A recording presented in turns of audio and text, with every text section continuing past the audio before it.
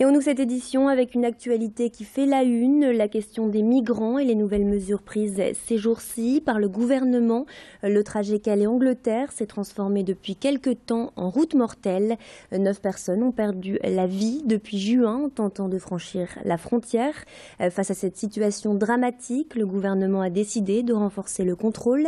Bernard Cazeneuve, le ministre de l'Intérieur, a annoncé la présence de 120 CRS supplémentaires aux abords du tunnel sous la Manche. Et le Royaume-Uni ne reste pas non plus les bras croisés. Les Anglais devraient investir 10 millions d'euros pour sécuriser le site. Du côté des migrants, ces annonces récentes créent un mouvement de panique. Depuis le début de la semaine, 4600 réfugiés ont tenté de passer en Angleterre. Le métro lillois s'offre une deuxième jeunesse. Les premières nouvelles rames de la ligne 1 sont installées en ce moment dans la métropole.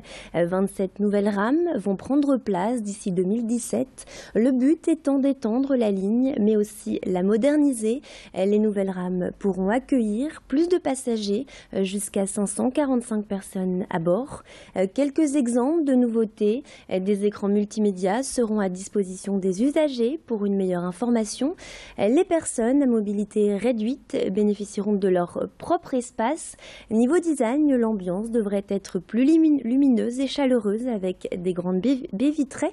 Et point de vue sécurité, un système de vidéoprotection captera en temps réel la vie à bord afin de limiter les incidents.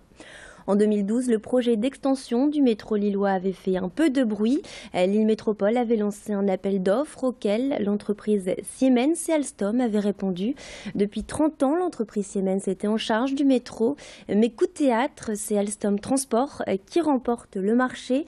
À noter que ce projet favorise l'emploi dans la région puisque les nouvelles rames sont conçues et fabriquées sur le site industriel de Valenciennes. Nous avons rencontré le directeur du projet du métro de Lille, Patrice Attala. On l'écoute.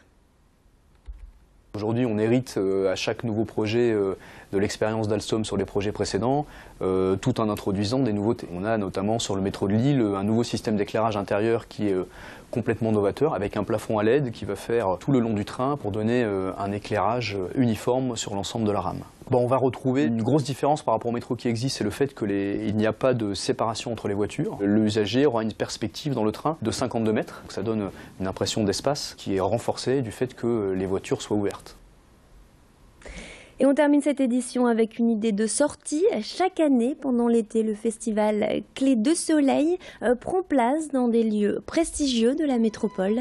Au programme de la musique classique et de la musique de chambre, l'occasion de rendre hommage aux grands compositeurs. Ce soir, c'est à la Halle au Sucre, dans le Vieux-Lille, que se produiront Pascal Amoyel, pianiste, et le quatuor Carducci, un ensemble de violons et violoncelles formé par 2 couples, un anglais et un irlandais. Tous ces artistes vont jouer ensemble, car la grande particularité du festival, c'est de rassembler des musiciens sur scène le temps d'un concert. Le festival accueille également des récitants. C'était le cas le 28 juin dernier avec Richard Boringer. Le festival se veut accessible avec des tarifs compris entre 10 et 13 € le concert. Idil Gunay a assisté aux répétitions et a rencontré le directeur du festival. On l'écoute. Bien sûr qu'on peut jouer seul, on peut faire du piano seul chez soi, de manière égoïste, mais le partage de la musique, c'est quelque chose d'extraordinaire. Et ce soir, c'est une rencontre magnifique, puisque je les ai entendus répéter il y a très peu de temps, entre Pascal Amoyel et le quatuor Carducci.